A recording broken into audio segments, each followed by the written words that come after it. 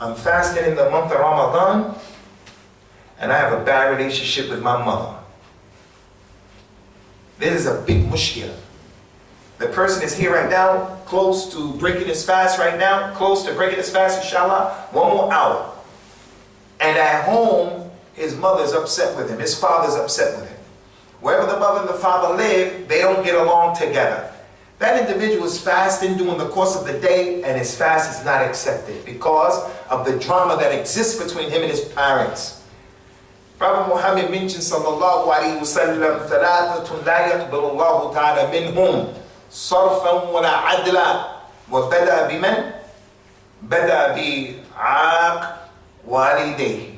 3 people, Allah won't accept from them their obligatory deeds. What's wajib? The 5 prayers, Ramadan. Allah won't accept what is wajib, nor will He accept from them their sunnah efforts.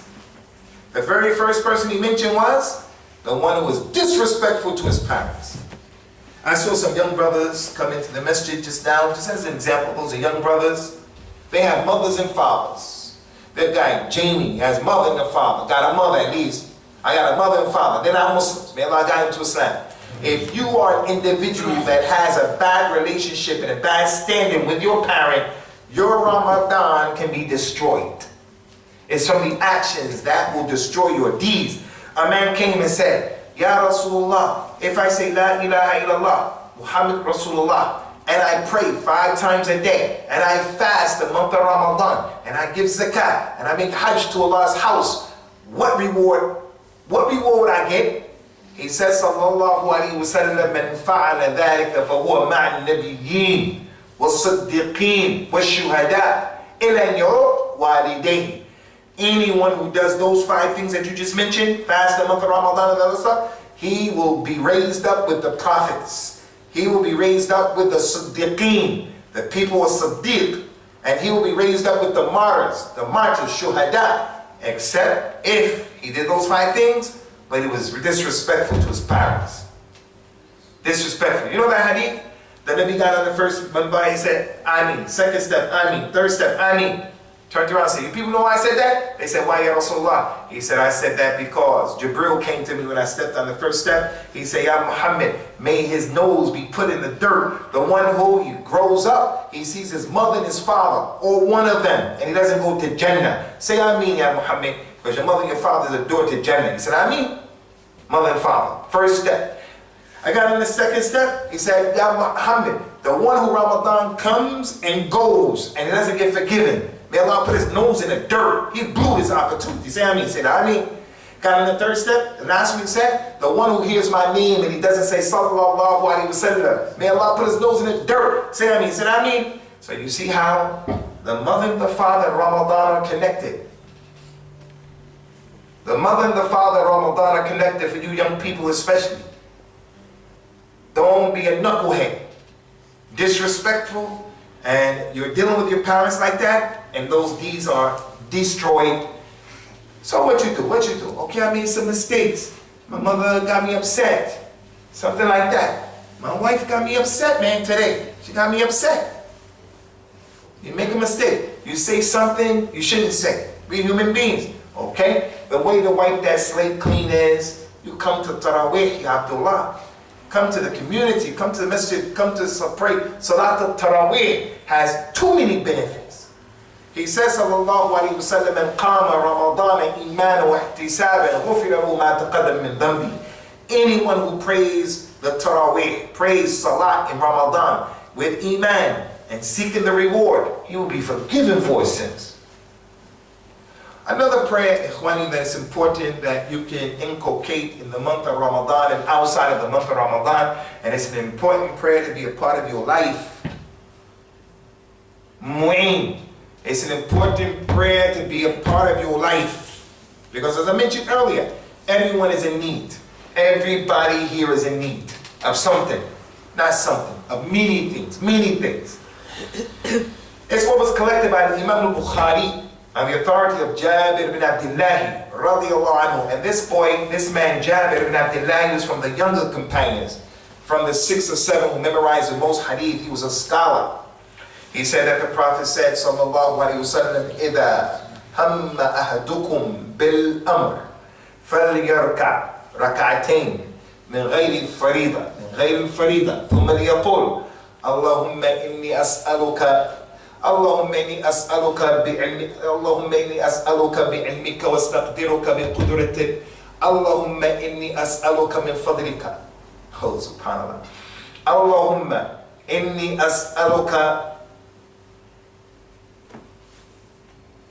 اللهم إني أستقدرك بقدرتك وأسألك من فضلك العظيم فإنك تقدر ولا أقدر وتعلم ولا أعلم وأنت علام الغيوب إلى آخر الحديث أو الدعاء.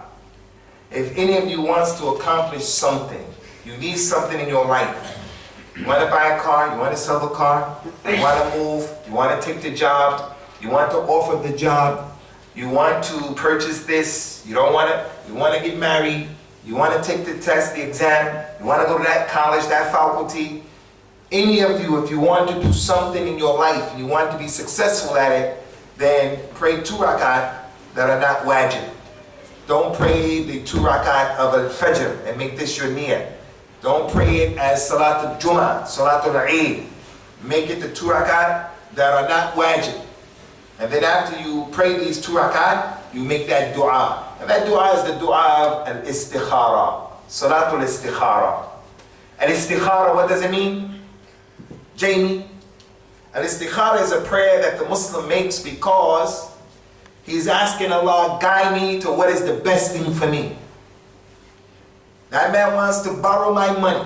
He wants to marry my daughter. My wife, she wants to travel over there. I don't know, is it a good idea or not? So therefore, I'm going to put my affairs in the hands of Allah. I'm going to make these 2 rakat. After making them, I'm going to make that dua. That dua. Allahumma in kunta ta'lam anna hadha al-amr khayrun li fi dini wa ma'ashi wa aqibati amri fayassirhu li thumma barik li fi. I mean, it is an important dua. Look what those companions used to do. The companion would go to the marketplace. His goal and his objective is to buy a pair of shoelaces. He goes to the marketplace to buy shoelaces. When he gets there, he sees shoelace A and shoelace B. 2 options. He makes wudu, he makes 2 rakat, and he chooses the shoelaces A. I'm not saying you have to make istikhara. You go down to the city center and you go into Clark's, and we say, that shoes, hold on, let me make istikhara. I'm not telling you to make istikhara in Clark's. I'm not telling you that. Someone goes and does sunset. Abu Usama said to do that. You have to have some common sense. What I'm telling you is, the companions used to make istikhara in things that we consider to be insignificant. What about istikhara? Am I going to marry this woman or not? That's my wife, and I have 2, 3 children. We're not getting along. And I'm at the end of the road. And that's an example, not me. I'm at the end of the road because I have love for my wife. She's the best wife in Bedford. Alhamdulillah. I brought her to Bedford. I brought her, not she lives here. So do I think I am. Allah, I have to make istikhara to see. Istikhara to see. To see. Am I going to break my family up like that? I'm not going to break my family up on something like that. Just like that. Because the rice didn't come out. Because she said something out of the side of her neck that she shouldn't have said in a moment of anger or rage. And she's at that time of the month or something like that. These are big issues. I'm going to go and take a trip overseas to fight in Syria. Just like that. I didn't ever pray in istikhara. When you pray that istikhara, part of the dua, the supplication is, oh Allah, if this thing is good for me, in my deen, in my dunya, in my hereafter, then make it easy for me. And bless me in it. And guide me to what is going to bring me good. And if it's bad for me in my deen, my dunya, my hereafter, then take it away from me. And take me away from it. And then give me the good wherever it is. So when the person does that, Allah will bring about the affairs to stop him from doing that thing. things will happen. It's not gonna happen for you. And in contrast, if Allah decreed it's gonna happen, no one is going to be able to put barriers up to prevent it. Allah is going to make it easy for you. Some of the scholars call that Salatul Hajjah. Salatul Hajjah. And the companions used to say, كان رسول الله صلى الله عليه وسلم يعلمنا الاستخارة كما يعلمنا سورة من القرآن. Prophet Muhammad used to teach us Salatul Istikhara, the dua, with the same emphasis that he would teach us in learning the Quran. So again, ikhwani, you ask a person, Ya akhi, this man right here, I was here. I met him when he first became a Muslim. So when he comes up to me today, I say, how you developing? What's going on? Did you memorize Surah Al-Fatiha? I'm not going to ask him about istikhara yet, because he's still a brand spanking new baby right now. He's still young. He's still crawling. But this brother comes from East Africa, Muslim all of his life. That brother over there is Moroccan, Algerian, 35 years old. All of his life he's a Muslim. Arabic is his language. That brother over there, he's 18, 20 years old, been a Muslim all of his life. Yahi, you don't have istikhara under your belt yet? You don't have istikhara under your belt? And I say to you, wallahi, taking the time out to make dua and learn dua istikhara will benefit you 1,000,000 times more than watching the World Cup. I don't like soccer because it's not where I come from. I didn't come up on soccer. But I like American basketball. When I became a Muslim in Ramadan 1986, the NBA, Michael Jordan, the finals were in Ramadan. Hey, it was tough. NBA finals or Salatul Tarawih. So I know that fitna. I gave a lecture in London, and it was an Eritrean community. We went to the Eritrean restaurant to eat after, it wasn't even Ramadan yet. We went to eat, and I was going to go back. And in their place in the back, they had a TV. And Ghana was playing Germany. And Ghana was playing good. And I just heard the people screaming and screaming, going crazy. They wasn't even from Ghana, but they just wanted the Africans to win. So what if their team was Eritrea? The Muslims going crazy? Take your time out, ya akhi. Prioritize the situation. You and your wife. So dua and istikhara. Come to another prayer. Tremendous. Goes to show. Akhi, Jamie, goes to show. In our religion, salat is connected to everything. When things happen, there's prayer in our religion. You have to be connected to Allah with that prayer. And what was collected by Imam al-Bukhari, an incident happened in which Prophet Muhammad's son, sallallahu alaihi wasallam, Ibrahim, died. He died after 18 months. His name is Ibrahim. He died after 18 months as an infant. Now, I have to stop right here and I have to say, Prophet Muhammad sallallahu alaihi wasallam is like all of us. He has a son. He only wants good to happen to his son. He could not stop death from coming to his son. Death hurts you. It hurts.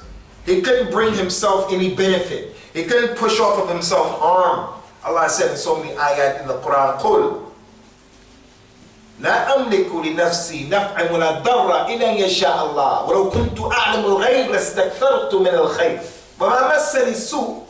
Tell them, I don't have the ability to bring benefit to myself or to push harm off of myself. If I knew the unseen, no harm would ever come to me because I know what's going to happen. So no harm. On the battle of Uhud, I'm going to say to my uncle Hamza, I know the unseen. You're going to get killed today. Don't come out.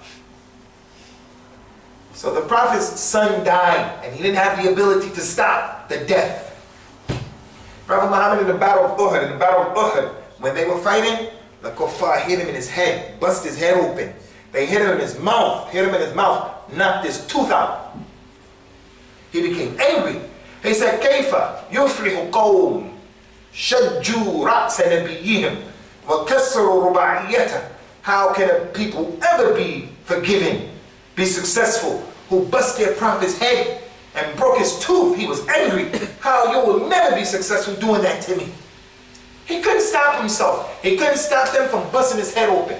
Sallallahu alaihi wasallam. Couldn't stop them from knocking his tooth out. rain? Try. The next day at Fajr time, Prophet Muhammad was making Salatul Fajr. Listen, pay attention. He came from Ruku'. Sami Allah liman hamida. Allahumma rabbana lakal hamd. He raised his hands and he started saying, oh Allah, curse that one, curse this one from the Kuffar of Quraysh. And he started saying their names. Curse Al-Harith ibn Aqwa. Curse Amr ibn Thabit. Curse. He was saying their names.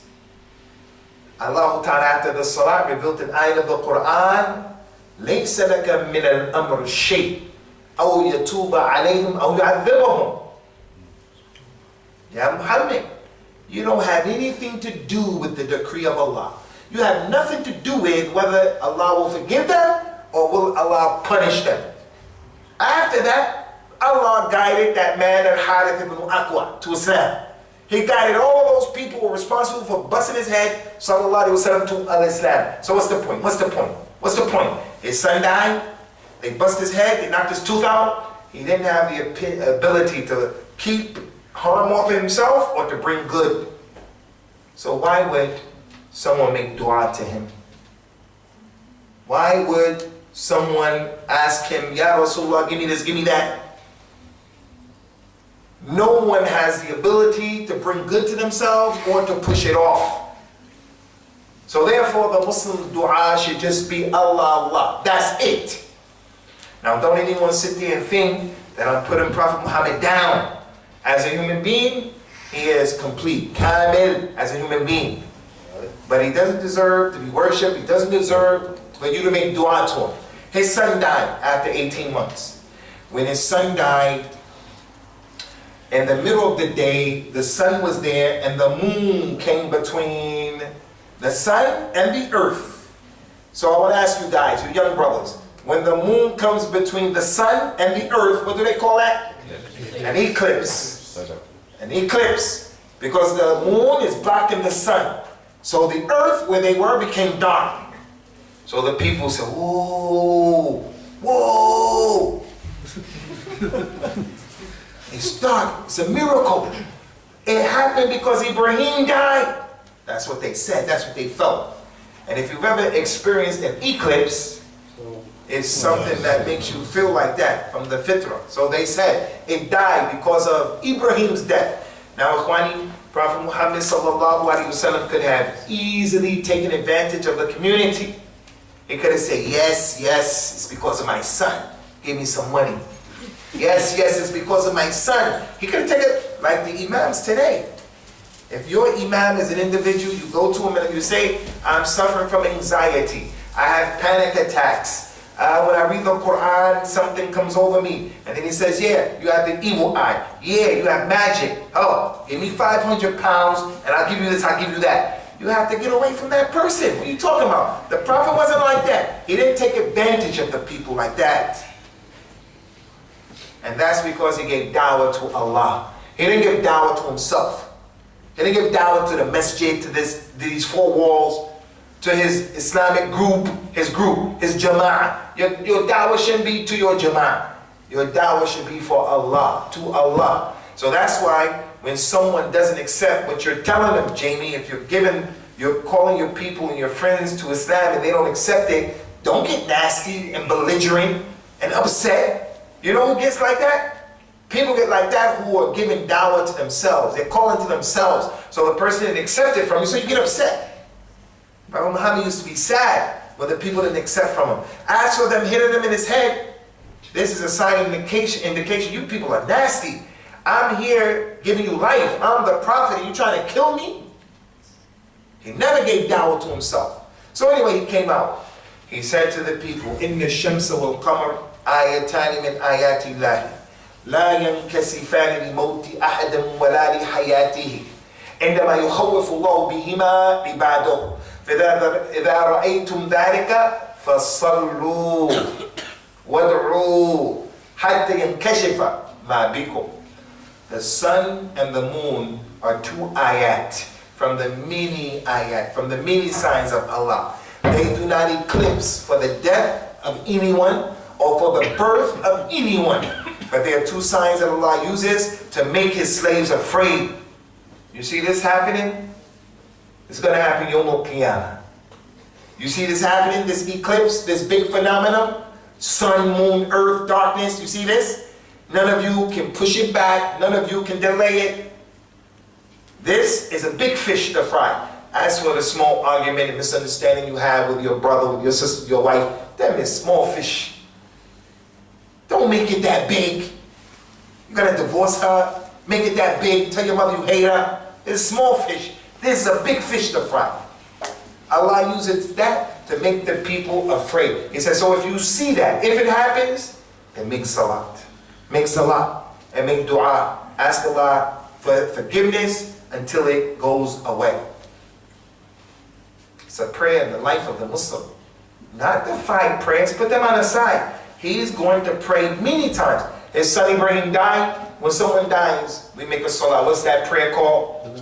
Janazah. The Muslim salat is a part of, it's an integral part of his life.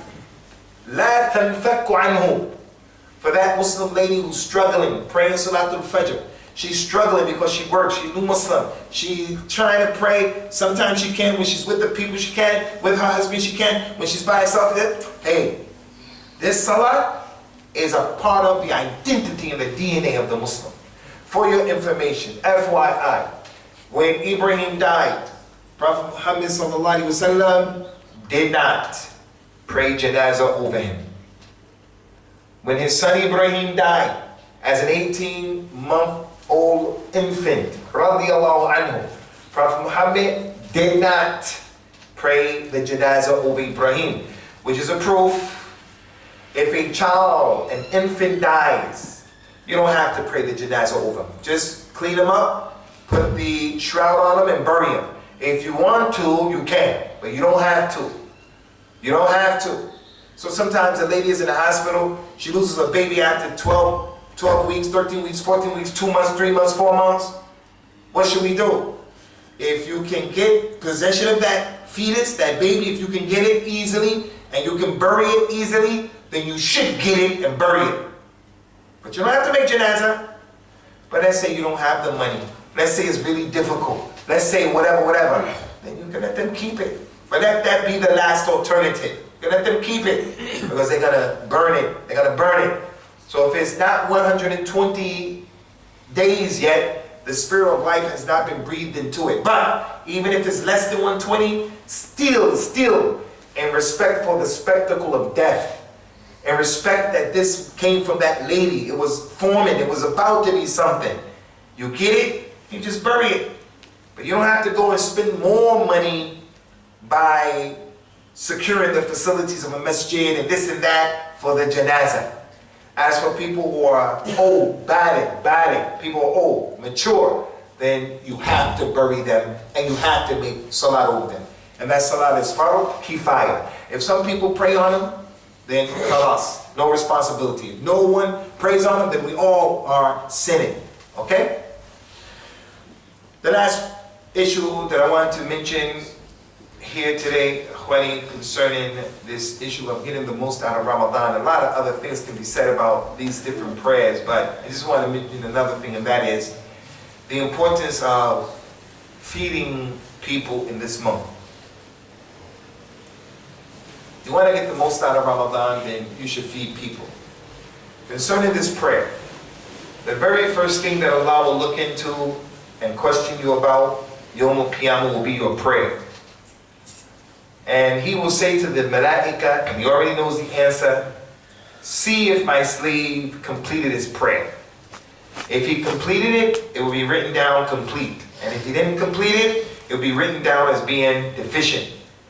And then Allah will say to the Malaika, انظروا هل لعبدي من تطوع فتتم به فريدته. See if my slave, if he didn't do his fard prayer, he didn't pray fard, he missed many prayers, years of not praying. Allah will say, see if he has any sunnah prayers.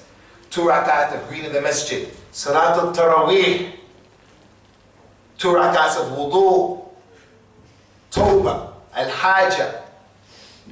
Those prayers that are not wajib, especially tarawih, because this is the season of praying a lot. See if he has any of those prayers. And then Allah will say, complete what he missed with those. And then the Prophet said, ثُمَّ تُؤْخَذْ الْأَعْمَالِ عَلَى مِثْلِ ذَلِكَ. And then all of his deeds will be like that. Did my slave miss Ramadan? Was it complete or deficient? Okay. Did he have any sunnah fast? Shawwal, Monday, Thursdays, Ashura. If he did, then complete when he wasn't practicing those Ramadans that he missed. When I became a Muslim with the Asian community, they were teaching me the prayers connected to the 5 prayers. There's some sunnahs connected to the 5 prayers. That's true. But they had me praying like 20, 30 prayers. For Dhuhr, you gotta pray so many before, so many after. Asr, you have to pray so many. I was like, man, this is difficult. Everything they were making my religion hard on them. Everything was hard with them. Everything. The people I became Muslims with, they made this religion difficult. So the individual, when he starts practicing, he says, I want to make salat qaza. He wants to make up those prayers that he missed. Yeah, you can't make up the prayers that you missed because you don't even know how many you missed. How can you calculate from the age of 15 to the age of 25? How are you going to calculate that? You're just going to say 15, 25, that's 10 years, 5 days. How do you figure that out? And how are you humanly capable of making up all of those prayers? The way you deal with that situation is you make tawbah. Salat al-tawbah. When you're in the Taraweeh, these 2 rakat, I'm asking Allah to forgive me for those prayers I missed. These 2 rakat, I'm asking Allah to forgive me for those Ramadans that I missed. I'm making tawbah. And those nawafil prayers that you make, they will help to complete those prayers that you used to not make. The ones that you used to not make. So that's from the importance and getting the most out of the prayers. As for feeding, wallahi, ikhwani, feeding in this religion is something that's really important. I would like to encourage you people to try to break and be responsible for breaking the fast of as many people as possible. If someone came up with a bright idea, I don't know, you guys have dates in this place. I would think this masjid has dates because we have too many people from Muslim countries. But if you have the ability to bring water to the masjid so people will break their fast on the water, you have the ability to bring dates so people will break their fast on your dates, then again, the Prophet said, "Man fattara sa'ima." Anyone who caused someone else to break his fast, he will get the reward of his fast. So there were some times I didn't fast. As a Muslim, I didn't fast. So in Ramadan, I'm going to break his fast, his fast, his fast. I'm going to break everybody's, I'm going to feed everybody. I get the reward of all of their fast. I have to make tawbah for those fasts I didn't make. I have to make tawbah. But also, I can get them back by breaking the people's fast. Breaking the people's fast. So a lot can be mentioned about this issue of feeding and its position in Islam. The people in hellfire, they're going to be questioned. مَا سَلَكَكُمْ فِي السَّقَرِ قَالُوا لَمْ نَكُمْ مِنَ الْمُصَلِّينَ وَلَمْ نَكُمْ نُطْعِمُ الْمِسْكِينَ وَكُنَّا نَخُوضُ مَعَ خَائِدِينَ وَكُنَّا نُكَذِّبُ بِيَوْمِ الدِّينِ. What man did you people in the hellfire? Why are you in the hellfire? They're going to say, we're in the hellfire because we didn't pray. And we're in the hellfire because we did not feed the people who were in need of the food. And we used to disbelieve in Yawm al-Din. So by not feeding people food, it is directly connected to al-Iman bil Yawm al-Akhir. أَرَأَيْتَ الَّذِي يُكَذِّبُ بِالدِّينِ فَذَلِكَ الَّذِي يَدُعُّ الْيَتِيمِ وَلَا يَحُضُّ عَلَى طَعَامِ الْمِسْكِينِ. Have you seen the one who talks bad to the orphan? He disbelieves in Yawm al-Din, Yawm al-Qiyamah, and he doesn't encourage the feeding of the people. So the reward of feeding of the people in this religion, in the Quran, if you go to Surah Al-Insan, Hal Ata al-Insan. Surah Al-Insan. Surah Al-Insan. Prophet used to read this surah for Salatul Fajr on Friday. Surah Al-Insan and Al-Qiyam, Sajda, every Friday. And in that surah are a lot of things that Allah prepared for